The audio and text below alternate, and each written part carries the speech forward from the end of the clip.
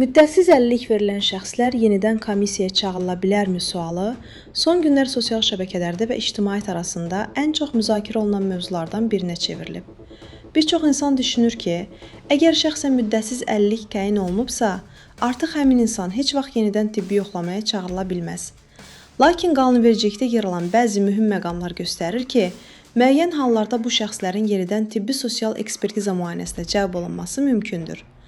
Bu məsələ xüsusilə əlillik statusu olan vətəndaşlar və onların ailələri üçün böyük maraq doğurur.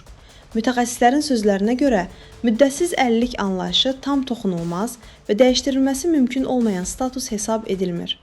Yəni, vətəndaşa müddətsiz əlillik verilməsi o demək deyil ki, dövlət orqanları gələcəkdə həmin şəxsin sağlamlıq vəziyyətini və ya sənədlərini yenidən yoxlaya bilməz. Əgər müəyyən şübhələr yaranarsa və ya əlavə araşdırmaya ehtiyac olarsa, vətəndaş yenidən komissiyaya çağırıla bilər. Qanunvericilikdə qeyd olunur ki, əlilliyin əsaslılığını şübhə altına alan hallar aşkar edildiyi zaman aidiyyəti qurumlar əlavə yoxlama aparmaq hüququna malikdir. Bu zaman şəxsin təqdim etdiyi tibbi sənədlər, xəstəlik tarixçəsi və sağlamlıq vəziyyəti yenidən araşdırılır. Bəzi hallarda vətəndaşın sağlamlıq durumunda dəyişiklik olduğu barədə məlumat daxil olur və bu səbəbdən əlavə tibbi qiymətləndirmə aparılır. Hüquqşünasların fikrincə, bir çox insanlar müddətsiz əlillik sözünü yanlış anlayır. Onlar düşünürlər ki, bu status bir dəfəlik verilir və sonradan heç bir yoxlama mümkün deyil. Halbuki, dövlətin əsas vəzifələrindən biri sosial təminat sistemində şəffaflığı qorumaq və qanunsuz halların qarşısını almaqdır. Buna görə də şübhəli vəziyyətlər yarandıqda yenidən ekspertiza prosesi keçirilə bilər.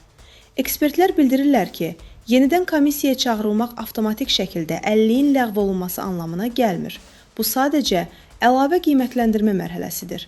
Müayinədən sonra əlillik statusu olduğu kimi saxlanıla bilər. Eyni zamanda, sağlamlıq vəziyyətində dəyişiklik aşkarlanarsa, əlillik dərəcəsi dəyişdirilə və ya bəzi hallarda ləğv edilə bilər. Bütün qərarlar tibbi sənədlər və müayinə nəticələri əsasında qəbul olunur.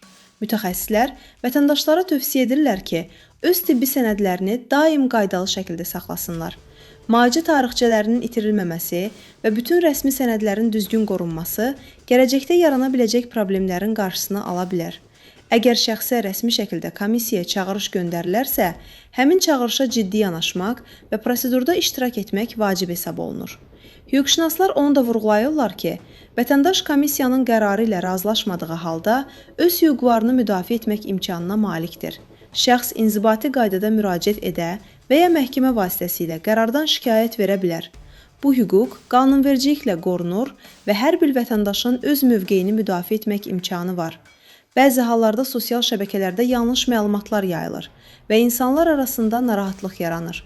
Mütəxəssislər bildirirlər ki, rəsmi məlumatlara əsaslanmaq və hüquqi məsələlərdə yalnız etibarlı mənbələrə inanmaq vacibdir. Çünki yayılan qeyri-dəqiq məlumatlar vətəndaşlarda əlavə stres və çaşqınlıq yarada bilər. Ekspertlərin fikrincə, şəffaf sənədləşmə və düzgün tibbi məlumatların təqdim olunması həm vətəndaşın hüquqlarının qorunması, həm də dövlət sistemində ədalətin təmin olunması baxımından mühüm rol oynayır. Əlillik statusu ilə bağlı bütün proseslər qanun çərçivəsində həyata keçirilir və hər bir qərar tibbi əsaslarla qiymətləndirilir. Sonda isə qeyd olunur ki, müddətsiz əlillik verilən şəxslərin yenidən komissiyaya çağırılması yalnız müəyyən hallarda mümkündür və bu proses qanunvericiliyin tələblərinə uyğun aparılır. Əsas məqsəd həm vətəndaşın hüquqlarını qorumaq, həm də sosial təminat sistemində şəffaflığı təmin etməkdir. Vətəndaşlar isə öz hüquqlarını bilməli, tibbi sənədlərini qorumalı və rəsmi prosedurlara məsuliyyətlə yanaşmalıdırlar.